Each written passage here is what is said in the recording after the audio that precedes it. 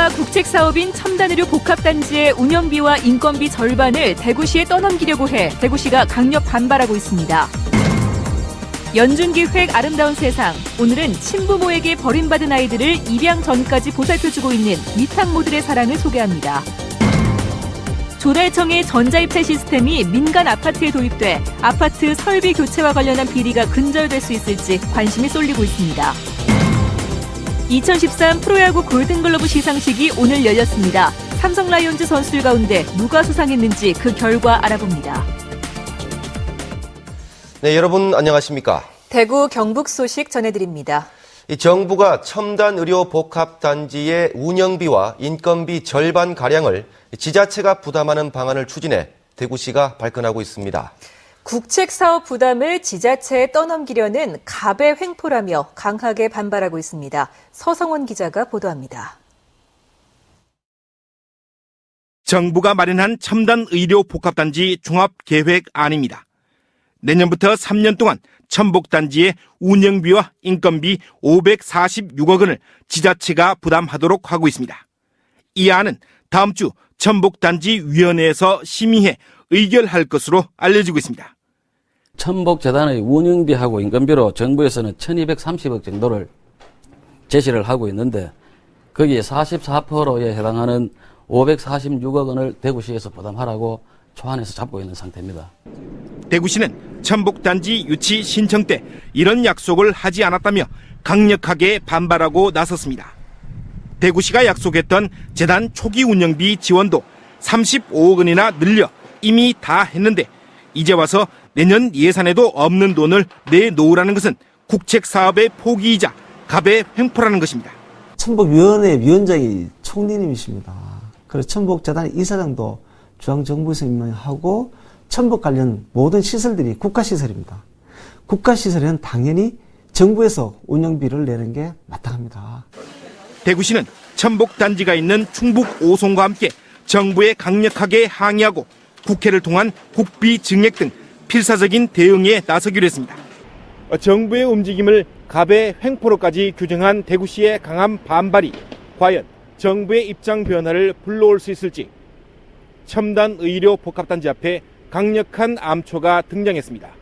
MBC 뉴스 서승훈입니다. 철도 파업에 불씨가 된 코레일 민영화 논란을 두고 노조와 사측의 입장이 맞서고 있는 가운데 적자가 쌓여가는 지역 철도 근로자들은 더 큰 위기감에 휩싸여 있습니다. 김건엽 기자가 보도합니다. 이번 철도 파업의 원인이 된 수서발 KTX 법인 설립이 코레일 이사회에서 의결됐습니다. 내후년 말쯤 서울 수서에서 출발하는 별도의 KTX 노선이 생기는 겁니다. 철도 노조는 이렇게 KTX가 분할되면 하루 4만 4천여 명의 승객을 잃고 연간 4,600억 원의 추가 적자가 발생할 것으로 추정하고 있습니다.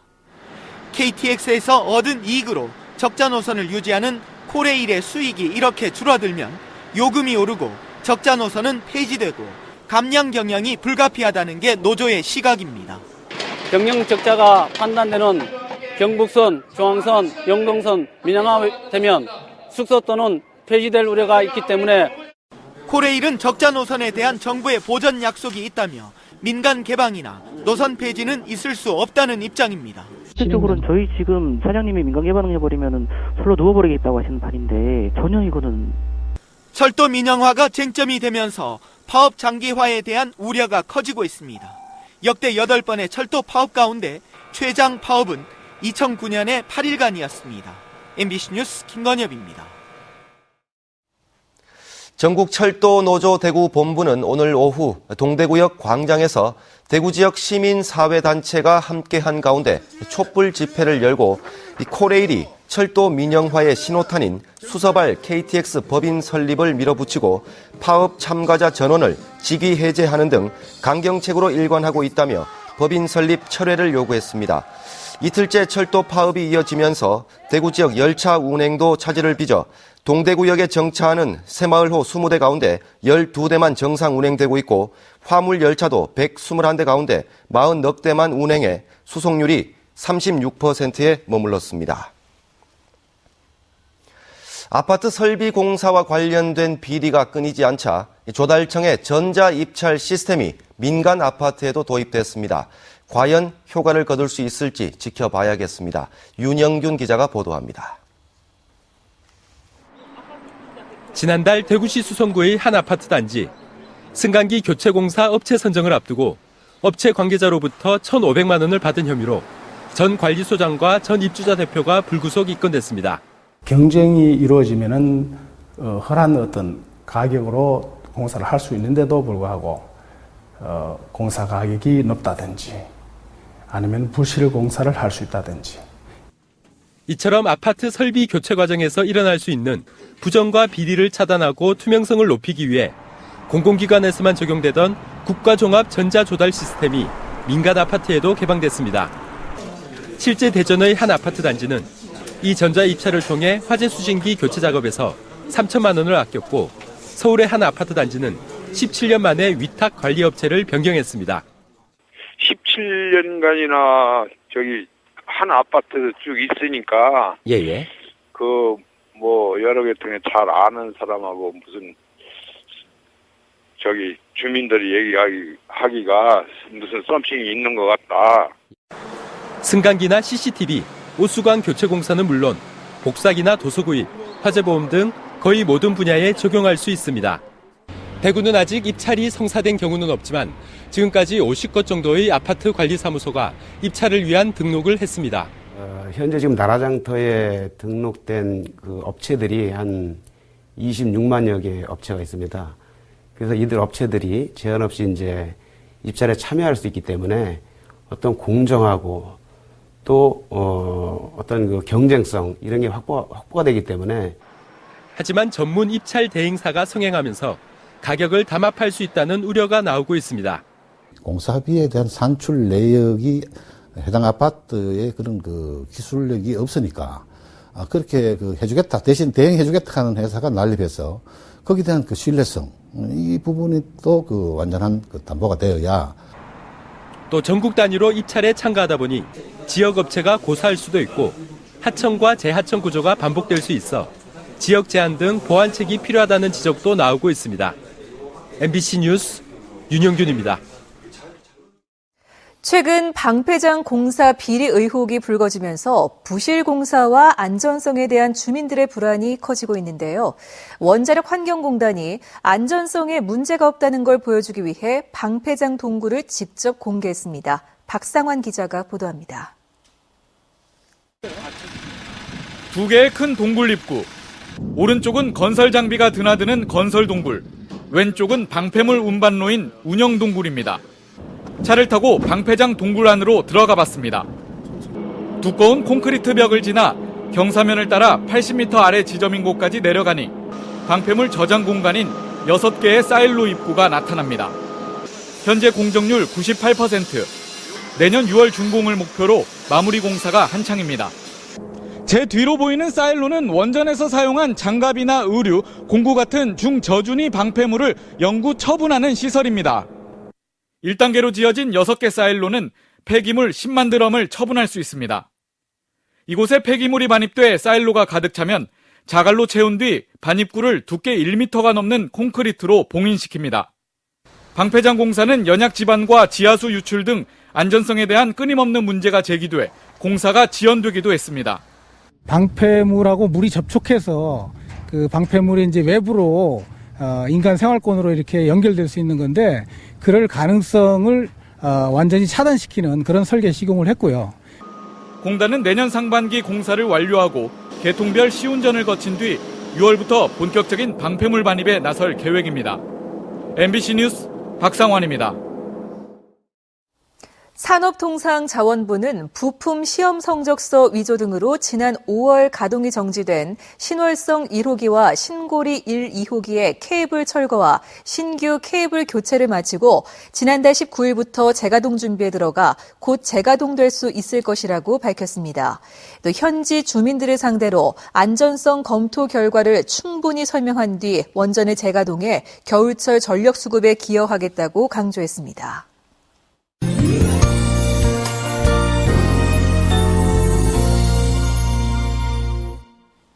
연중기획 아름다운 세상 순서입니다. 낳은 정보다 기른 정이 더 크다는 말이 있죠. 오늘은 친부모에게 버림받은 아이들이 새 식구를 찾아갈 때까지 따뜻하게 품어주는 임시엄마 위탁모를 소개합니다. 김은혜 기자입니다. 49살 김보승 씨는 벌써 1년 가까이 15번째 아이 서영이와 하루를 함께합니다. 하나, 둘, 셋, 넷. 똘망한 눈으로 막 걸음을 떼기 시작한 서영이는 다음 달이면 돌을 맞는데 며칠 뒤면 김 씨는 서영이와 긴 이별을 해야 합니다. 서영이가 미국으로 입양을 가기 때문 훗날 고국에서의 행복했던 시간을 알려주기 위해 영어로 쓴 편지를 넣어 사진첩도 만들었습니다. 이런 이별을 여러 차례 해 익숙해질 만도 하지만 헤어짐은 여전히 힘든 일입니다. 돌, 개, 이렇게 키워서 보낸 애들이 몇이 있어요. 그런 애들 키워서 이렇게 키우다 보내버리면은 진짜 한참 동안 저 안방에 들어가기 싫어. 애 누웠던 자리가 보기 싫어서. 김 씨가 위탁모 활동을 시작한 건 6년 전 반복된 유산 탓에 더 이상 아이를 갖기 힘들어진 이후입니다. 하루 종일 육아에 전념해야 하지만 아이 덕분에 가족들이 함께 웃을 수 있어 되레 더 많은 것을 얻고 있다고 말합니다. 외동딸로 누릴 수 있는 혜택 대신 동생들과 나누는 것을 더 좋아하는 김 씨의 딸도 든든한 조력자입니다. 애기들 웃는 거 보면 또 기분 좋아지고 그렇게 섭섭하지는 않았어요. 엄마만 괜찮다면 했으면 좋겠어요. 친부모에게 버림받은 아이들을 따뜻한 사랑으로 보듬어주는 임시엄마 위탁모. 이들이 바라는 건 이 아이들이 더 이상의 이별 없이 많은 사랑을 받는 행복한 사람으로 성장하는 것입니다. 더 이상 안 버려졌으면 좋겠어요. 가서 진짜 지금은 사실 어리니까 그 상처를 모르겠지만은 또 외국 같은 데 가서 커가지고 버려지는 경우가 참 또 많더라고요. 이래 뉴스에 보고 하니까 정말 온전히 끝까지 잘 살아주면 그게 아마 우리 위탁모들의 다 최고의 바람 아니겠어요. MBC 뉴스 김은혜입니다. 프로야구 선수들의 겨울 잔치 골든글러브 시상식이 오늘 열렸습니다. 한국 야구의 맹주로 자리 잡은 삼성. 하지만 오늘 시상식의 성적표는 그다지 좋지 않았습니다. 서건 기자가 보도합니다. 한국 야쿠르트 7 프로야구 올해로 32번째를 맞이한 한국 프로야구 골든글러브. 삼성은 9개 구단 가운데 가장 많은 8명이 후보로 나섰습니다만 외야수 부문 최영호가 2년 만에 골든글러브를 되찾은 것에 그쳤습니다. 와이프한테 너무 감사하고 또 사랑하고 여기 원래 데리고 오려고 했는데 너무 제가 좀 말렸거든요. 그러니까 내년부터라도 더 기록 좋게 해가지고 여기에 다시 꼭 데리고 올 수 있도록 하겠습니다. 예. 격전을 펼쳤던 투수 부문에서는 삼성 배영수가 9년 만에 골든글러브를 노렸지만 수상에는 실패했고 진가병과 이지영 2명이나 이름을 올렸던 포수 부문도 롯데 강민호에게 황금 장갑을 내줘야 했습니다. 2004년 한때 6명의 수상자를 배출하기도 했던 삼성. 최근 3년 연속 우승을 차지했지만 지난해 2명을 제외하고는 2011년과 올해 모두 최영호만 골든글러브 수상자 명단에 이름을 올리며 아쉬움을 남겼습니다. MBC 뉴스 서건입니다. 배영식 전 국회의원이 오늘 새누리당 대구시당에서 기자회견을 갖고 낙후된 대구 경제를 살리고 박근혜 정부의 창조경제 중심지로서 대구를 창조도시로 재디자인하겠다며 대구시장 출마를 공식 선언했습니다. 주성영, 배영식 전 의원의 출마 선언에다 조원진 의원과 현직 구청장 3명 등 출마가 거론되는 사람들도 많아서 새누리당 내 대구시장 공천 경쟁이 치열해질 것으로 보입니다. 국민권익위원회의 지방의회 청렴도 조사 결과 경상북도 의회는 6.67점으로 17개 광역의회 가운데 14위에 그쳤고 포항시 의회도 5.56점으로 30개 기초의회 가운데 23위로 하위권에 머물렀습니다. 한편 국민권익위는 지난 10월부터 2달간 17개 광역의회와 인구 50만 이상의 기초의회가 있는 지역에 주민 14,600여 명을 대상으로 전화 설문으로 지방의회 청렴도를 조사했습니다. 다음은 2014 희망나눔 캠페인에 성금 보내주신 분들입니다.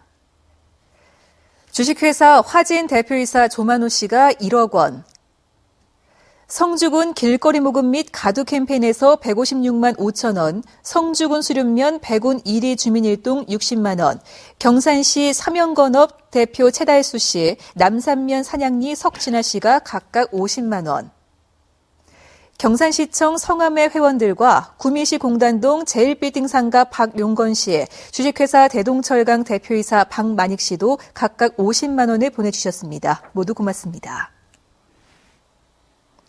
대구 축산농협이 오늘 지역 저소득층을 위한 사랑의 희망김치 나누기 행사를 열었습니다. 이번 행사는 매년 연말 실시하는 지역사랑 나눔운동의 일환으로 지역 농산물을 구매한 뒤 2,000kg의 김장을 직접 담가 형편이 어려운 이웃에게 전달합니다. 메디시티 대구협의회 산하 의료서비스 개선위원회는 오늘 제5회 의료서비스 전진대회를 열고 올해 지역병원의 의료서비스 개선사업 성과를 살펴보고 의료서비스 주체인 의사와 간호사, 병원 관계자들이 보다 나은 의료서비스 제공을 다짐했습니다.